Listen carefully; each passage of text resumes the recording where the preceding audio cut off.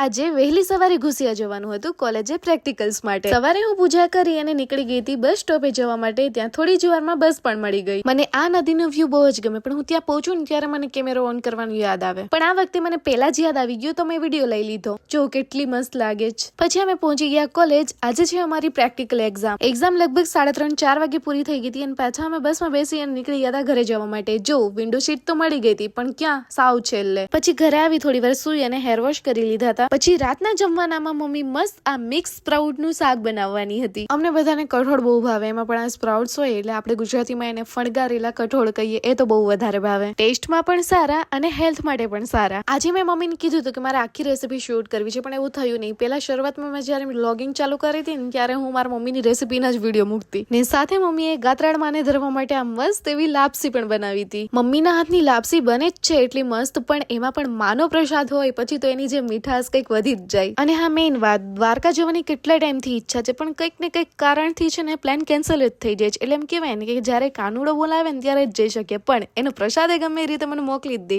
જ્યારે પણ હું એવું ઈચ્છું ને કે હવે દ્વારકા જવું, ત્યારે એનો પ્રસાદ મારી પાસે ગમે ત્યાંથી આવી જ જાય। અમારા બાજુવાળા ગયા હતા ને એ લઈ આવ્યા હતા।